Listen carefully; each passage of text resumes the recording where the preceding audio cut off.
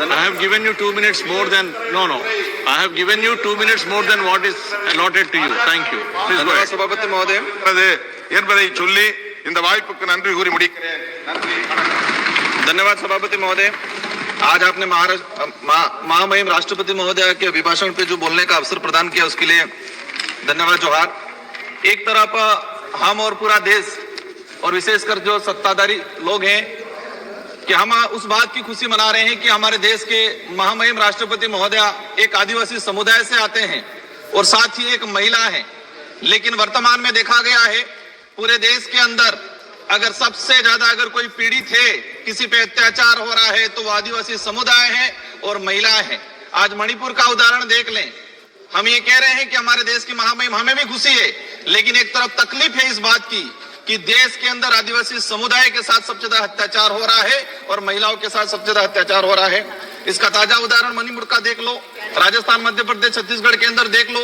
विकास के नाम से आदिवासियों को विस्थापित किया जा रहा है।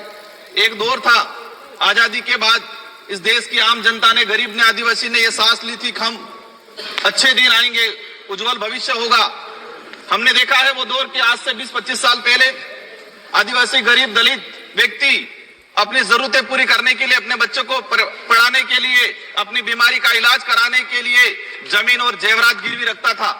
लेकिन आज देखा गया है, आज से 20 साल पहले जमीन और जेवरात गिरवी रखता था और आज इतना मजबूर हो गया है कि कई इलाके के अंदर यह देखा गया है कि आदिवासी समुदाय अपने बहन बेटियां या अपने छोटे बच्चे को गिरवी रख रहा है।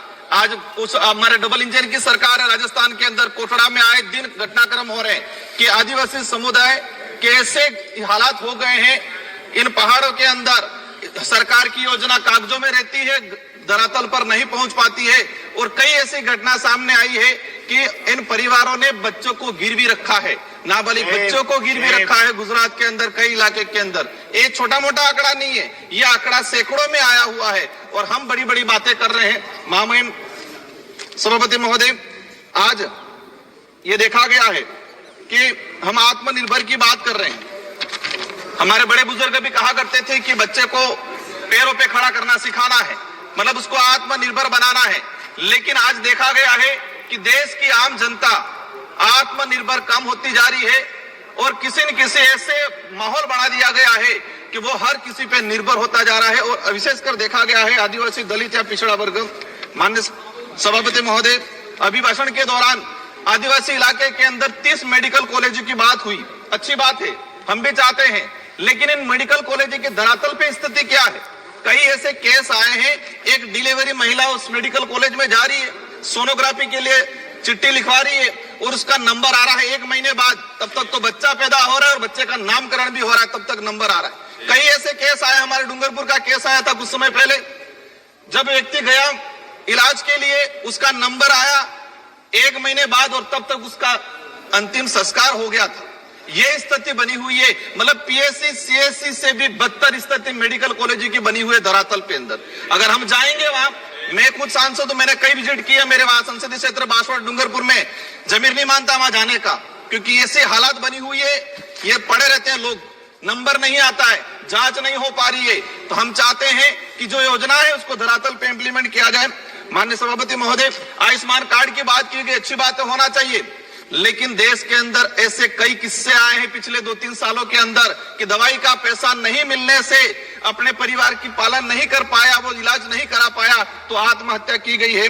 माननीय सभापति महोदय, बिरसा मुंडा जी के लिए जनजाति गौरव दिवस मनाया गया, हम भी स्वागत करते हैं, इसकी घोषणा हुई, लेकिन सिर्फ घोषणा होने से, मनाने से नहीं जमेगा। बिरसा मुंडा जी चाहते क्या थे, उनके विचार क्या थे, उनके उद्देश्य क्या थे, इन पे हमें काम करने की जरूरत है। आज वो जल जंगल जमीन का बात करते थे, अबुआ दिसम अबुआ राज की बात करके गए थे वो, लेकिन आज क्या हो रहा है, जल जंगल जमीन उद्योगपतियों को दिया जा रहा है भेंट में और वहां पर खत्म किया जा रहा है। बिरसा मुंडा जी के उपदेशों पे जाना पड़ेगा, उनके विचारों पे जाना पड़ेगा, सिर्फ जनजाति गौरव दिवस मनाने से काम नहीं चलेगा। माननीय सभापति महोदय, हमने देखा गया है, एक बात सामने आई अभी जनगणना को लेके, एक बात ये समझ में नहीं आ रही, और ये मैं नहीं बोल रहा हूं कि आम जनता बोल रही है, देश की जो विवेकशील है, क्या बोल रही है कि सरकार व मीडिया के पास कुंभ में कितने लोगों ने डुबकी लगाई उसका आंकड़ा है, लेकिन मरे कितने उसका आंकड़ा नहीं है। मतलब डुबकी लगाई 30 से 35 करोड़ लोगों ने, 30 से 35 करोड़ लोगों ने, वो आंकड़ा है। लेकिन मरे कितने लोग हैं, घायल कितने हैं, किस राज्य से कितने लोग हैं, यह आंकड़ा अभी तक सामने नहीं आ पाया है। माननीय सभापति महोदय, जल जीवन मिशन की बात हुई, जल जीवन मिशन से हमें भी लगा, लेकिन मैंने इसी सदन में क्वेश्चन लगा के निकलवाया है कि आदिवासी बाहुल्य क्षेत्र के अंदर, मैं मेरे संसदीय क्षेत्र की बात करूं, जल जीवन मिशन में हमारा जो जैसे जिला आता है प्रतापगढ़ 30% उपलब्धियां प्राप्त हुई, उदयपुर में 31%, डूंगरपुर के अंदर 27% और बांसवाड़ा में 24%, मतलब 24% घरों तक नल पहुंचाने के लिए अभी तक टारगेट ट्राइबल इलाके के अंदर हुआ है, जो भी कागजों में, लेकिन धरातल पे स्थिति कुछ और है।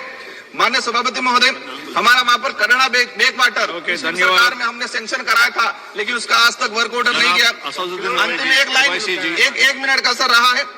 आज देखा गया है ये देश तब महत्वपूर्ण या तब मजबूत रहेगा जब इस देश के अंदर रहने वाला प्रत्येक धर्म, प्रत्येक जाति के अंदर भाईचारा रहेगा। राजस्थान के अंदर धर्मांतरण को लेके एक विधेयक आया, हम चाहते हैं शांति से रहना चाहते हैं, हम नहीं चाहते कि आदिवासी को आदिवासी से लड़ाया जाए। नहीं बोलना चाहते।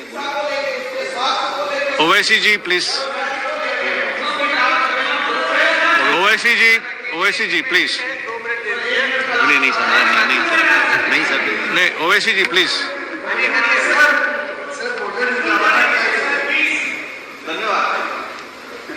पीयूष भाई मुझे भी देंगे टाइम आप मुझे भी देंगे टाइम आप। हाय हाय, ठीक है राजकुमार जी आप बोलिए।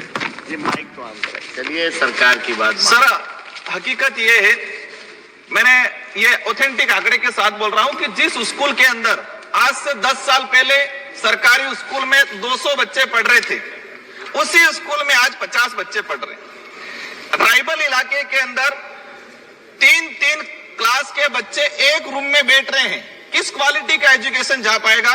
मैं आपके माध्यम से सरकार से यही अनुरोध करना चाहूंगा, हमें कुछ नहीं मिले चलेगा, गरीब आदिवासी दलित को अच्छा एजुकेशन, अच्छा हेल्थ मिलना चाहिए, वो अपने आप सारी चीजें कर लेगा। इन्हीं शब्दों के साथ धन्यवाद, आभार, और विशेषकर मंत्री जी का।